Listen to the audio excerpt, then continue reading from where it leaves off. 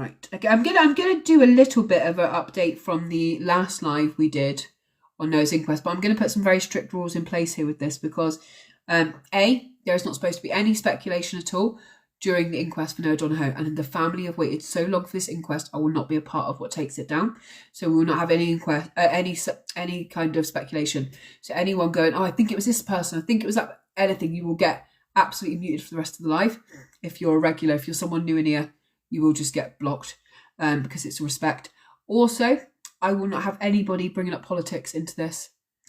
I don't care what side of the divide you're from. This is about a little boy who lost his life.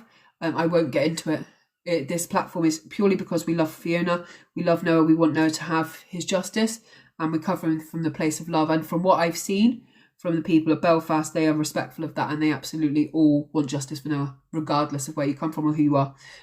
So we'll just keep that going in here.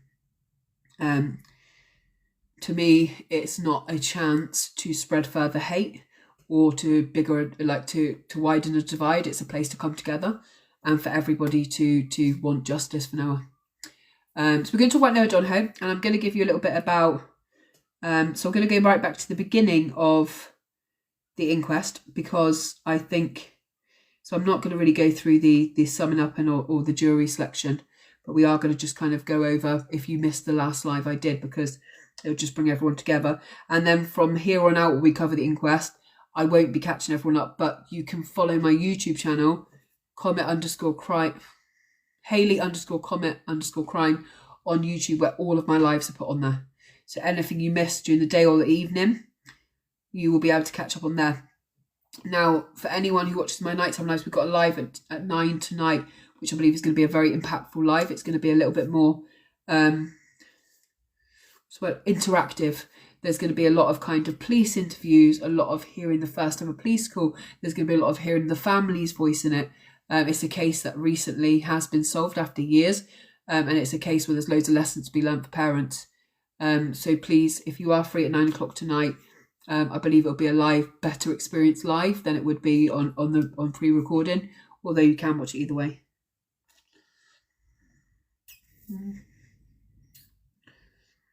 Okay. So for people that know Noah's case, Noah Donohoe was a young boy, 14, from Belfast. He left his home on June the 21st of 2020 and told his mum he was going to meet some friends up Cave Hill and actually took a bike ride into a part of town he'd never been before. And eventually throughout the CCTV, we see a young boy that eventually was naked on his bike and stripped off his clothing. We don't know why to this day.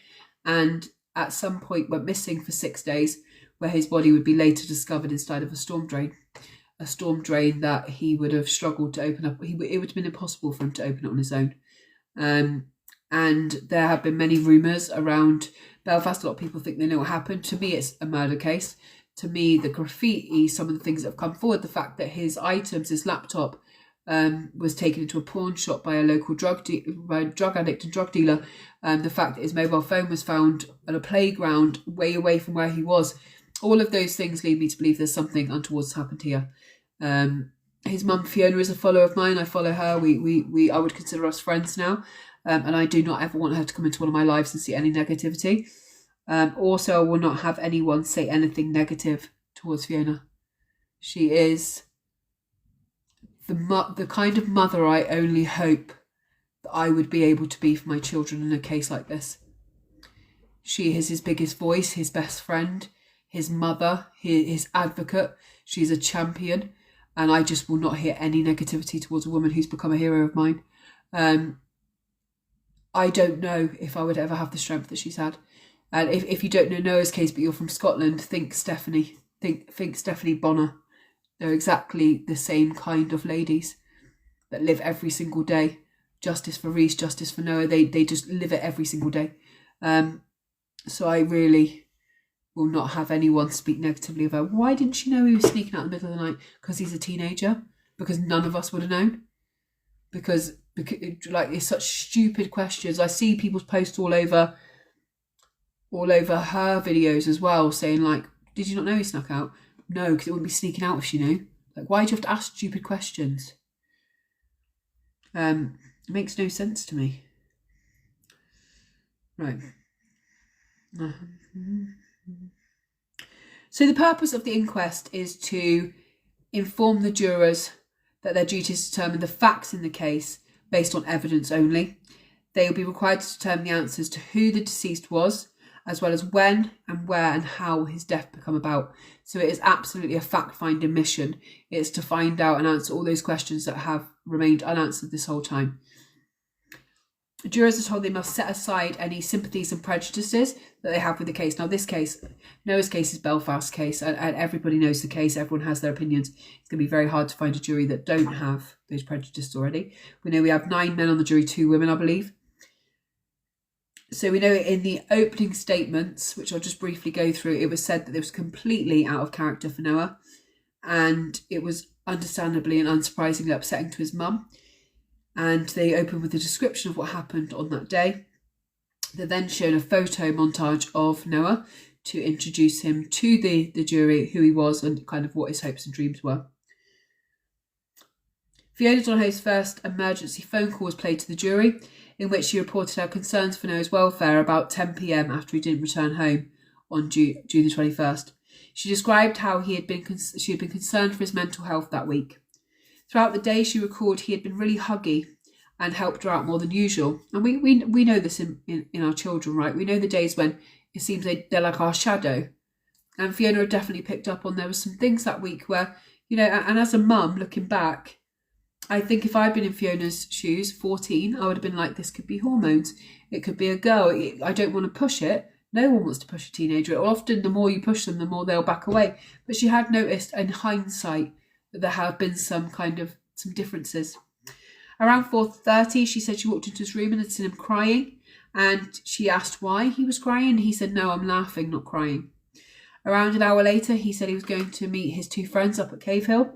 She said she tried to tell him not to go, but she was, just because lockdown had just been lifted in the country, she kind of felt like he needed that socialisation and it was wrong to say no. So she asked him to make sure his phone was fully charged and to phone her as soon as he got to the location to say, like, I'm with my friends, I'm up Cave Hill now. And everything responsible there that a mother would do, charge your phone, give me a call as soon as you get there. She said she later rang Noah about 25 times and that by around 8:30 the phone calls had stopped going through. My instinct told me something wasn't right. In the call she added she had a friend drive up to Cave Hill and she decided to call the police after being unable to find Noah. I'm just hoping that I was wasting my time. And then she tells, wasting the police time, she says. On the first call, she says, I hope I'm not wasting your time. No, I hope I am just wasting your time. And he just walks through the door any minute. I'm really worried it's not like him. Then she could be heard breaking down on the phone. She's crying. So a lot was made of that first call. And I think day one of the actual speaking part of the inquest, because the rest was the jury selection, really centred around the fact that Fiona had said that she'd seen Noah crying that day and he'd said he'd been laughing instead. And people were like, why has she never said this before? Obviously she had. It was on her first ever phone call to the police. Did she think it was important to let the public know? Maybe not. Maybe that was something that she can't even remember saying on the call. We know that the correct people, the police, etc., did know that. So, we're going to go into a pre-recorded evidence statement from Fiona Donohoe was recorded and was played to the inquest. It was an hour and a half long, so we won't get to hear that. We know in some parts of it she said that Noah was brought up with as much love as possible, that she worked from home as a childminder during his early years so she could be with Noah. Thank God for that precious time I was gifted with my beautiful boy. We were a team in every aspect of our life together. He was an upbeat, positive, beautiful young gent.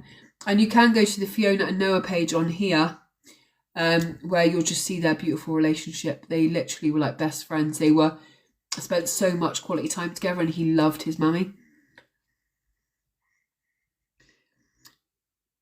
Noah could blow my mind with his grasp of human nature, Fiona said. He had a beautiful empathy for people. Mrs. Donohoe recalled anecdotes from strangers who approached her after Noah's death. She recalled a story about someone had seen Noah after school and had been struck after seeing him help an elderly lady onto the bus. Noah just knew instinctively when to help, she said. It seemed to be a natural reflex within him just to help people. And I have to say, after getting to know Noah so much from the case and social media and from Donald McIntyre and Fiona, one thing I can say, he was a remarkable young man. He was a remarkable young man who was not only well raised by his mother, and you could see the bond. I always say you'll tell great men from how they feel about their own mother. He was also a cello player, a mathematician, a sports star at school. He was young. He was reading like texts way above his age. He was very clever, and I just wonder what the world actually truly lost in potential with Noah. Like a math genius he was, with numbers. He was amazing. We're going to hear from some of his teachers later, and what they say is truly beautiful. Mrs. Donohoe recalled Noah's passion for music, and he'd been given the opportunity to join the Irish trad group at St Malachy's College. She said he'd been due to head to Philadelphia on a trip, which didn't go ahead due to the COVID-19 pandemic. He had been excited to climb the rocky steps and bring back American candy. It was going to be another milestone in Noah's life. He couldn't wait to get his grade 8 in his cello playing, and also to get his national insurance number, which he never got to get. He wanted to attend Trinity College in Dublin, and he had already decided that. And at 14, to know the next steps you're going to take, I've not seen that before in my life, to be fair. He never got to have his braces out, and this is where you can see, even during the inquest, what a mother Fiona is. Like, she stood there and she's sharing this with these strangers on a jury, and she's like, I couldn't wait to see his smile without his braces, with the work his braces had done, and I never got to see that. That's such a mother thing to think about that. To think about those little things that no one else can understand, but that's your baby, and you absolutely know. She said that Noah had a love of cooking, and on YouTube, on her YouTube page, I've watched some beautiful cooking videos where he's kind of doing MasterChef for his mum, and he's messing around with spices and bowls, and it's just very cute. And she said he loved cooking, he loved eating sweets even when he wasn't supposed to with his braces. And it was his next orthodontist appointment when he was going to have those braces off. Noah's mum recalled how him and a close-knit group of friends he'd went out with on the day before, which was Saturday the 20th of June. She said they spent the day at the Botanic Gardens and walked into town. He was back home that evening when Miss Donohoe had a friend over, and he had been in his room when her friend arrived. After her friend left, she said she went to bed. And then we have the infamous CCTV that was only released by the coroner process just last year, which showed Noah leaving the family home in the dead of the night. And there's some CCTV of him there. So he leaves. It was released last October, and it showed on the early hours of the morning that he would end up going missing later that day. He left their apartment block around 3 o'clock in the morning for 35 minutes. Now, when he returns, he's missing his flip-flops and his headphones. Completely, Amelia. But they've never ever before come back and said, well, he went out every night that week. Now, just to make it kind of make sense, across the road from where they lived had been an accommodation that drug addicts stayed in, and Fiona had had some problems there before, and she was really worried about Noah. And we know later on it'd be some of those same drug addicts that would say they took his laptop, etc., into the shop, and we just don't know where he went. But he went round the corner from his building, come back 35 minutes later, so we've got to question where he went, where his headphones went, who he could have possibly gone to meet at that time in the morning. So Mrs. Donohoe's video statement has resumed at the inquest. She is now recounting the day that Noah went missing. In hindsight, there's so many things I wish I could have changed that day. It said she would have at least made sure she had his friends' contact numbers. She said she would always hold their final hug, and the last time he said, I love you, and she said it back close to her. She said her son hadn't seen both his friends together for months, and while she didn't want him to go, she didn't want to stop him seeing his friends. When she had no call from him later that evening, she started to worry, and she said he agreed he would be home by 8 p.m, and when that came, no calls, her instinct told her something wasn't right. She said, I kept checking the streets for his wee little face to turn that corner. Once it got dark, she decided to call the police, and that call came into the centre around 9:45. It was the scariest decision I had to make because it made it real that my Noah hadn't come home.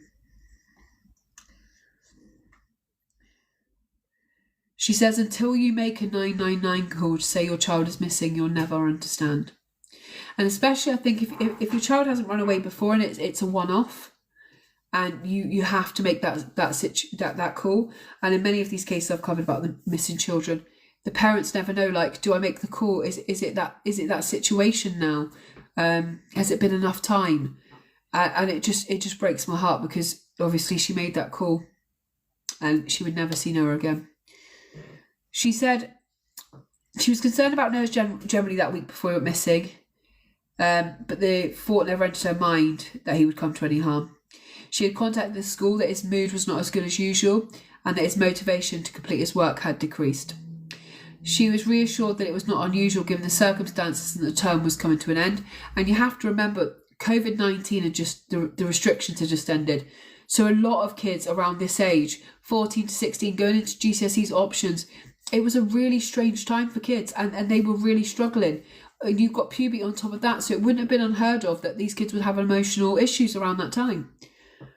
The school made her aware of a counselling service and a study session group, which she said Noah had been up for attending. Mrs. Donohoe added that around the time she had asked to work part-time hours to spend more time with Noah, as the mum of an only child, and he was her whole life. I wanted to put a positive structure in place for Noah. She recalled having a deep-seated, gripped maternal fear for Noah before she made that call. She said, until you make that 999 call about your child go missing, you'll never understand it. And can I just say again there, how amazing Fiona Donohoe is. To know that only for a week before, Noah had started having a decreased interest in work, etc. She'd already phoned the school. She'd already got him to agree to go to a counselling session and a study session. She'd already addressed the issues with providers in his life. And then she'd taken on part-time hours that week so she could be with him. She couldn't have done more. I know from speaking to Fiona, she has what ifs. What if this, what if that? This isn't a parent who could have done anything differently. She did everything. Everything. And above and beyond what any of us would think to do over such a short period of time. Most of us would be, oh, it's a really bad day, or oh, it's a bad week, or it's the lockdown. To know that she knew him inside and out. And I just, that's why if Fiona thinks justice needs to be gotten in Noah's case and she thinks something has happened, I believe her. I believe she's tied to her son in a way that we'll never understand, and she knows exactly, her intuition is right. Thank you, Jacqueline.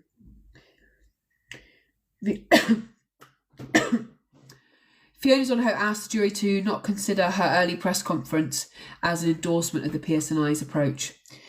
She asked the jury not to consider that. At the time, she said police had been pursuing the theory that Noah had sustained a concussion after sustaining a head injury. I now understand the evidence does not support this theory.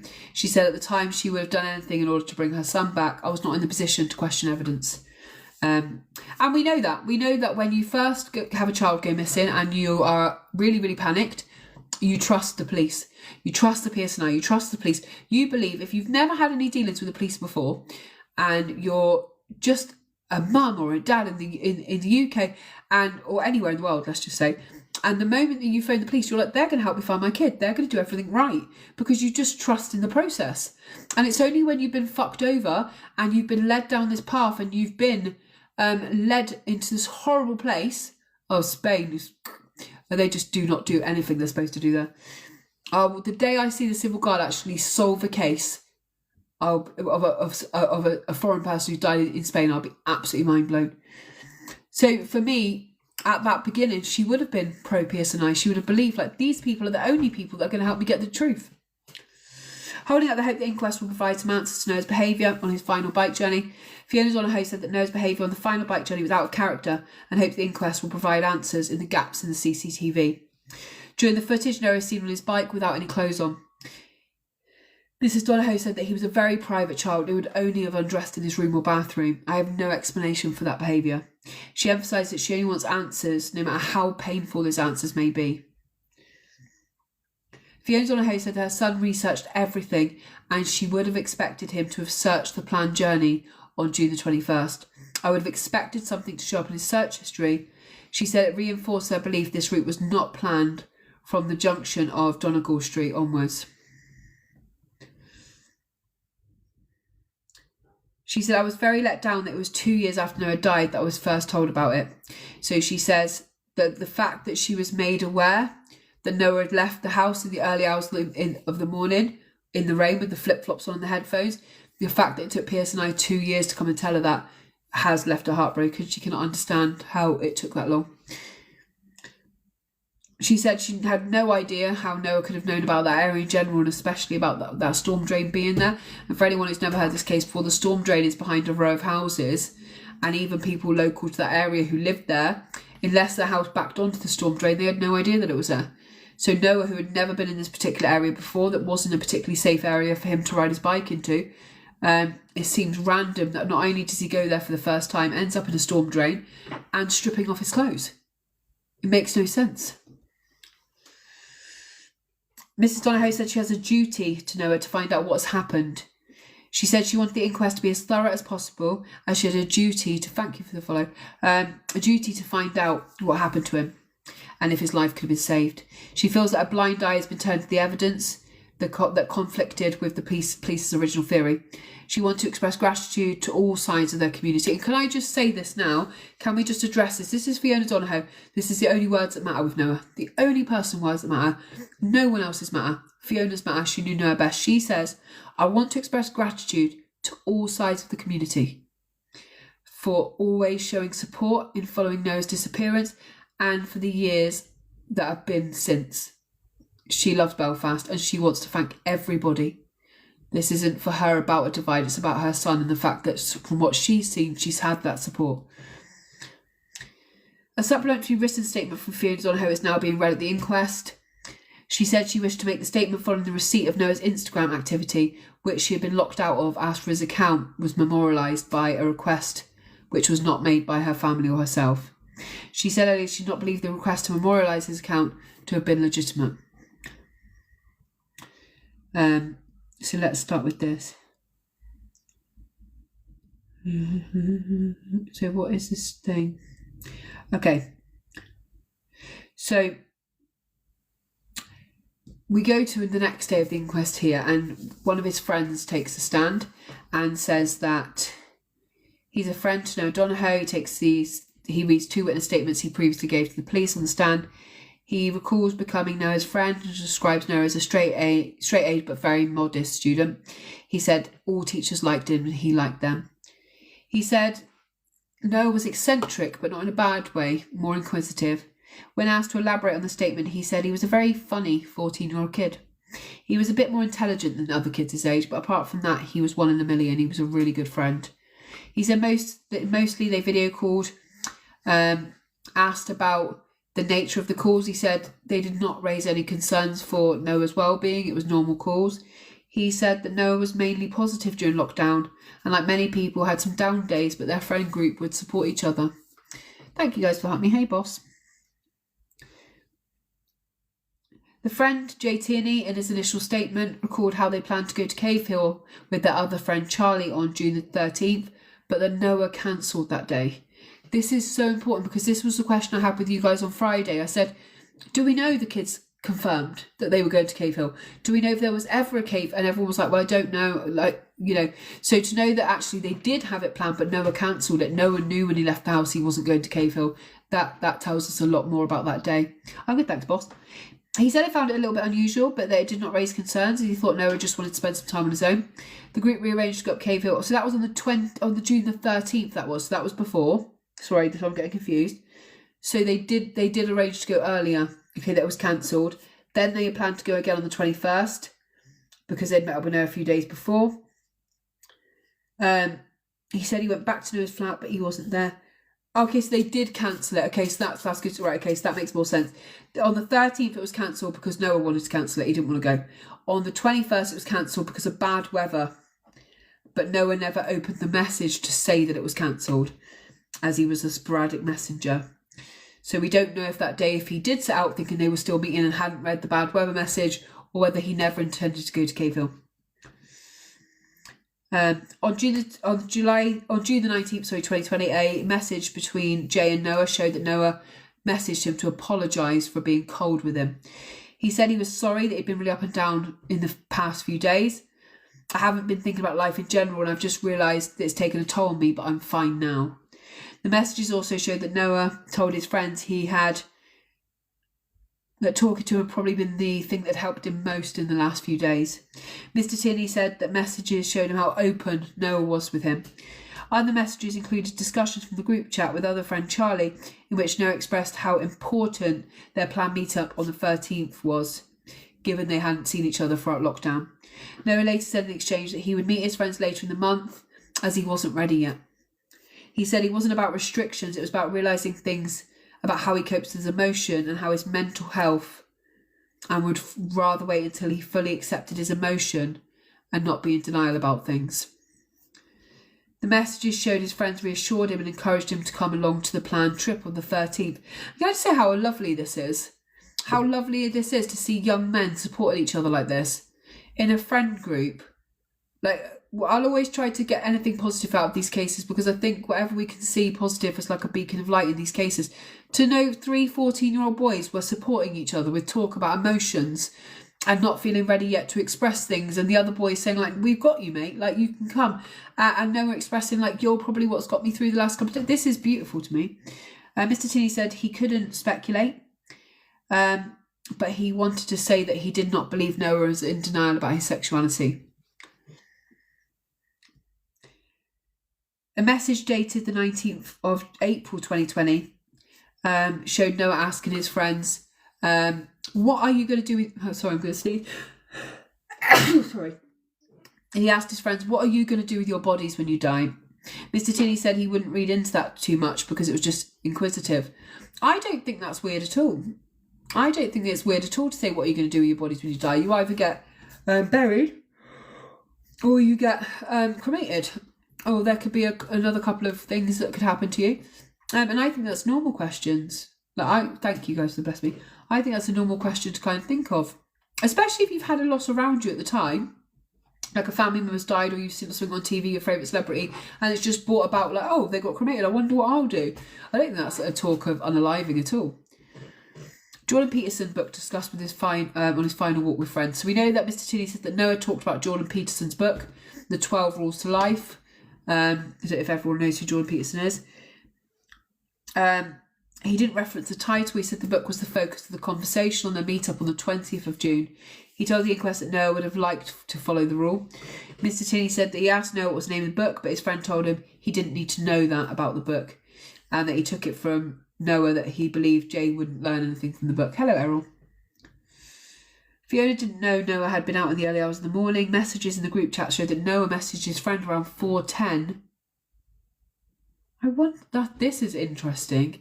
I never knew he'd sent any messages once he got back to his home. Will it explain where he's been?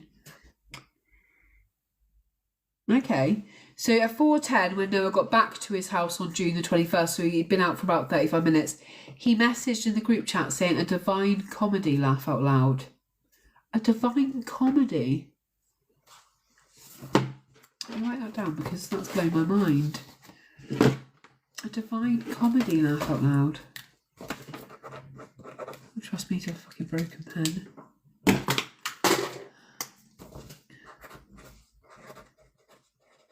What could that reference?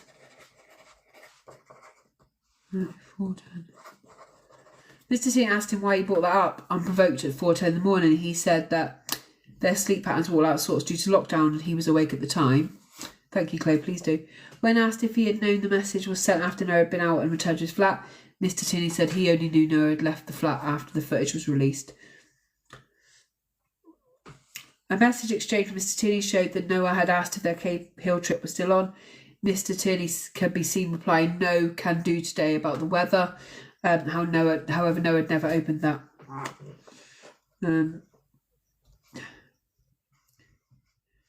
She's at school, Tegan. Right. So Brenda Campbell KC is now questioning friend, and that's Fiona Donohoe's barrister, by the way. Mr. Tierney said that at the time both he and Noah had become very close. At the time I would have said I was probably his best friend and he was mine. He said they had spent time together previously, but they did not get close until lockdown. What did he text? He texted saying a divine comedy, laugh out loud. He said he would have rarely discussed anything important in Skype messages, but they would have discussed everything under the sun on Skype calls. He added their calls lasted from 1 hour to on one occasion 8 hours. Mr. Tierney said that Noah had a lot of love for his mother and they expressed this constantly. I think that's every parent's wish, isn't it? It's every parent's wish that our children express that they not only love us but they appreciate what we do, that we know they know we're trying our hardest. So that is beautiful to know that Fiona has that. It's a pop group, is it? Okay, he added it's very clear that Noah was grateful for what his mum did for him. Mr. Tierney said that Noah had a typographic memory and that he used to carry around a yellow binder all the time so he could make note of things. He said being at an all-boys school, it was not unusual for people to write jokes in it, and Noah would have not taken that seriously. Mr. Tierney brought up the binder when asked about the topic of Noah's sexuality and a school book which had the word gay written on it, and found by his mother. He reiterated that Noah was definitely straight.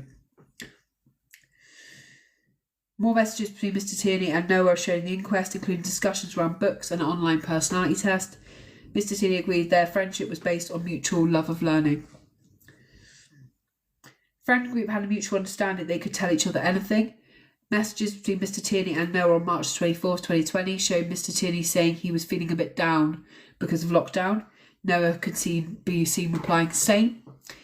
Mr. Tierney earlier told the inquest that Noah was mostly positive during lockdown. He had some down moments like everyone else had. He added there were absolutely no difficulties in their friend group. Noah would have said anything that came to his mind. He added there was a mutual understanding in their friend group that they could have told each other anything. Afternoon. That's what I thought done. I thought there is a poem more than a group.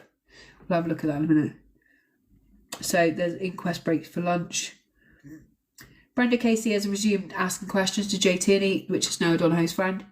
The message exchange on the 19th, 2020 of April, when Noah asked about his friends would do with their body, Mr. Tierney said it isn't unusual to ask about things like that. It was super typical of Noah. He later added that banter and dark jokes were a part of their exchanges, as any 14-year-old would do. And I would say that's quite typical in all 14-year-old boys or 14-year-olds. I have a chat with my friends and we jump from things that are really, really serious to questions like, what's the most annoying person you can think of? What? How are you going to be buried? Are you going to get cremated? What would be your song at a funeral? And then 2 minutes later, I'm going to go pick the kids up. It's all over the place. But it's just questions off the top of someone's head. Especially when you have a great love for learning and a massive brain like Noah had. He was reading texts that were way above his age. He was going to have questions. I don't see him asking that in April had anything to do with what happened to him that day. I hope they don't push for that too much because it's trying to lead down a path of that's what he wanted to happen. Like suicide. I just don't believe that. He was very intelligent. Give me 1 second. Sorry, I don't know if I could hear my doorbell or not then. I should connect it. It only goes through my phone. I've got my phone on Do Not Disturb, so I have to try and listen. Then asked if there'd been anything worrying or different about Noah. They said no. Noah couldn't wait to see his friends on the day he disappeared. They asked about the 3.5-hour walk around Belfast Noah and him took the day before. He said it was not unusual for Noah to talk about books he was reading and added that he discussed the 12 rules for life, which initiated him bringing up posture, and they're responding it was in the book he was reading. He added they also discussed a book by Terry Pratchett and other topics including Black Lives Matter during that day. And that doesn't surprise me either. Noah was super aware of what was going on and what was important issues and kind of humanitarian stuff. Amongst the discussion was their planned climb up Cave Hill. He had the Noah was absolutely positively excited about seeing him and Charlie together the next day. He couldn't wait. He said he's not surprised that Noah brought with him a book and laptop for Cave Hill. Yeah. When asked by Mrs. Campbell Casey if it was unusual for Noah to have brought the 12 Rules of Life book with him, he said it would not have been surprising for him to bring that or the laptop. He said Noah was interested in showing the book to him and Charlie. He also asked about the lockdown changed, how lockdown changed 14-year-olds' association with laptops. He said they became a lot more dependent on them. It may have also been like a safety thing, mightn't it? I also knew that he had kind of alluded to his mum that the reason they were going up there. Thank you, Tiff, I'm going to have a look at it in a minute. We'll have a look at the poem. I also believe that he had told his mum they were going to work on a Duke of Edinburgh project and he would need his laptop. So it may even be like a cover story for why they were going out there. There's many reasons why he may have taken his laptop. So then 2 teachers to give evidence. First of all, we have the St. Malachi, or is it St. Malachi is that how you say it? St Malachi principal gives evidence. The vice principal, Miss Deirdre McCusker, who is now principal, recalls speaking with Fiona Donohoe in June of 2020 after she asked to speak to someone from the pastoral care team. Miss McCusker said that Mrs. Donohoe told her that Noah's motivation to complete his work had lessened and that his mood wasn't as good as usual. She said she suggested supervised school study or speaking to a counsellor, which Miss Donohoe said she would suggest to Noah. This was not an unusual type of call for me given the age group and the lockdown. Miss McCusker said she'd never taught Noah, but she was aware of him and that he was one of the top academic achievers in the year group and was known due to his participation in extracurricular activities. Noah's the type of child that would have been expecting to be one of our top GCSE achievers down the line. Noah, to me, epitomised the ethos of our college. That's amazing, Joe. Noah, to me, epitomised the ethos of our college. A copy of his school record, which she provided to the PSNI in August, was also shown to the inquest.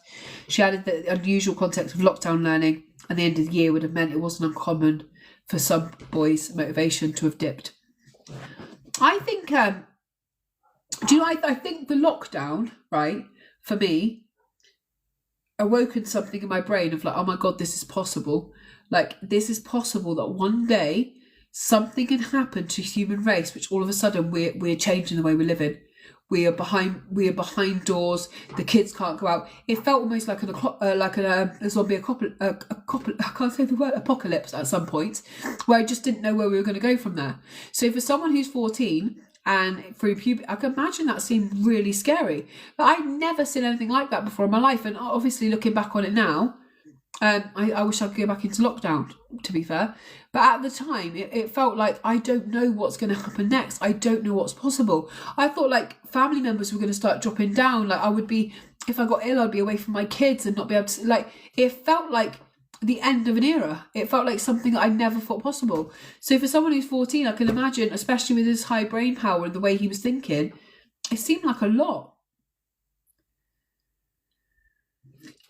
So Noah's cello teacher gives evidence. Cello teacher Andrew Nesbitt is now giving evidence. He said he started teaching him in 2017 and until COVID restrictions, he saw him once a week for 25-minute lessons. 100% Marco. Mr. Nesbitt, who taught Noah cello, said he hadn't any real concerns about knowing the 4 weeks Boy went missing, but he had noticed he wasn't as animated and he would have been in person as he would have been in an in-person class in the audio submissions he uploaded. But then you're going to notice a difference, aren't you? If he used to see you in person and he's reacting to you and now he's just submitting things by tape, it's going to be very different. He said Noah had submitted every piece of work on time. He didn't on the June 18th, but Noah and the other two students, all three of them never uploaded work. He said he texted Fiona Donohoe, who replied that Noah had been having a tough time this week, and that she'd allowed him some time away from study. Mr. Nesbitt added that Noah had been an exceptional student and he had never seen a student progress so fast. Well, Mr. Nesbitt said that Noah had sounded less cheerful in his audio submissions. He said the work standard was the same. And when questioned by Fiona Donohoe's counsel, Mr. Nesbitt said he hadn't set eyes on Noah over the 3 months of lockdown. But he confirmed that he had no one-to-one communication. It was just the submission of the tapes, the recording. So, right, okay, so we're back. So we then go to the next day, which is when his friend Charlie Rocks is given his evidence, which he was the, just put in, Remember My Noah. So it's,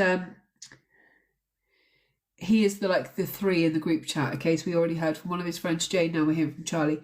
He says Noah's the funniest, nicest person. He was easy to talk to. We talked about everything. He was the smartest kid. He highlighted Noah's popularity and his intelligence. He added that Noah never spoke badly about his mother.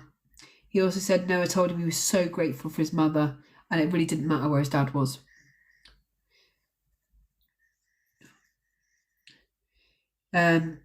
He told me he wanted to change to be more open. In his first statement on July the 4th, 2020, Mr. Rocks recalled that Noah had told him he wanted to change to be more open.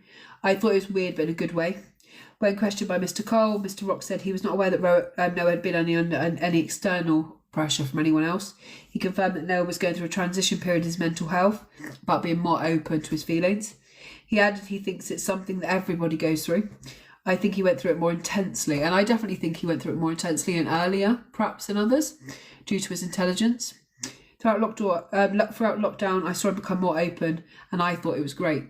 And by that they mean they're starting to ask questions of just kind of like he kept saying, like, I can be more emotional, I can talk about things.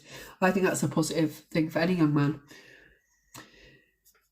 He said in his second statement that Mr. Rock said Noah had never mentioned anything to him about going into storm drains or underground or being in tunnels. If he had been interested in these things, he would talk about them. He always spoke about things he was interested in and that he was looking up. He recalled Noah's upbeat throughout the lockdown, and that on one occasion he told him he had been feeling a little blue. He said it was the only time he mentioned feeling sad to him. On June the 5th it was that Noah messaged him saying sad boy hours. Mr. Rock said that Noah told him he was fine. So then the friend discusses, which is important, Noah's knowledge of North Belfast. Being questioned by Mr. Cole, Mr. Rock said that he remembered going up with Cave Hill with Noah in first year. The inquest was shown a message exchange where they discussed getting to Mr. Rock's house, which was located further up the Antrim Road. When asked if Noah had a wider knowledge of North Belfast, Mr. Rock said he only knew up to the waterworks, and obviously I'm not local, I don't know how far the waterworks are up. He added that he had no reason to believe he knew anywhere beyond that, because that's what he told me, that he only knew up as far as the waterworks. So can anyone tell me how far the waterworks is, how far the storm drain is past the waterworks? Thank you, Jacqueline. Thank you everyone for the gifts. It just means I can do all of these kind of awareness lives full time. So from the waterworks to where the storm drain was, we're talking about 5 minutes up from there. Miss Charlie Rock is his friend. 5 minutes, okay. So how many roads would 5-minute drive? So how many roads up would that be? So say I know up to the waterworks, how many kind of, just a guess, would that be like 4 or 5 roads up? Would it be further than that? Just a kind of 2 or 3 roads up. Okay. Thank you, guys. Just so I want to understand kind of locally. I will look afterwards at maps and stuff, but I just don't have that to me right now. So Donald Lunny, KC Council representing the PSNI, is now questioning Charlie Rocks, which is one of Noah's friends, for anyone just coming in. The sad boy hours message exchange which took place was shown to the inquest. Miss Charlie said he took it to mean that Noah was just feeling a bit upset or down. The message exchange showed Noah referencing 2 songs, but Mr. Rock said he thought he just listened to get in his feelings a bit. He said he can be seen messaging Noah if he wanted to talk about anything, which Noah responded, no, fine, it was just sad boy hours. I just love all of this, and I think if anything positive can come out of this, I hope Jay knows and Charlie knows that they were great friends to him and they gave him so many open opportunities to talk about feelings. And I think if all young men can see that this can be done without it being babyish or being vulnerable, being weak, because these boys were brilliant the way they talk to each other. I'm not even sure as full grown adults we say things like that, like, you know, you say sad boy hours and like, do you need to talk about anything? Like, I'm awake if you want to talk. Like, all of this is beautiful. It doesn't say the songs here. On June the 5th, evidence from Miss McCusker on Monday showed that Noah had failed to submit history homework. And Charlie said, I wasn't aware of this.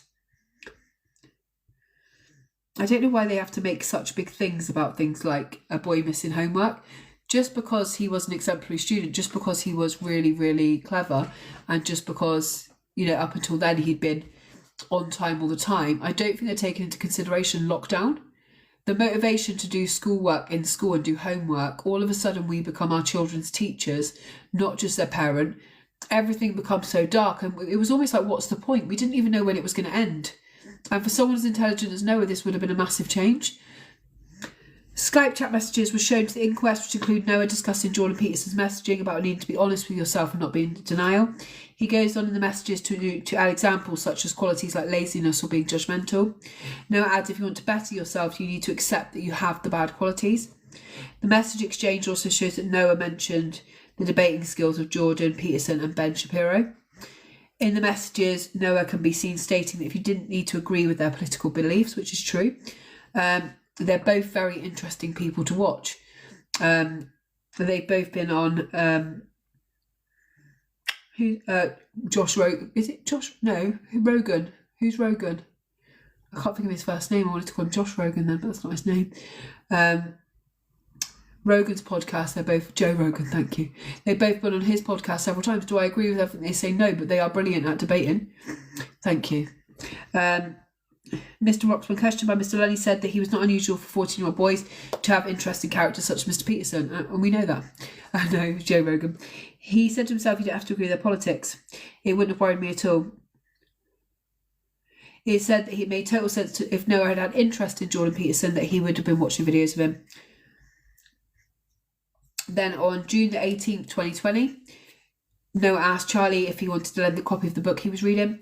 Charlie replied that he didn't want to read it, and the exchange continued. And Charlie said if he had asked Noah to stop asking him about that book, then Noah would have.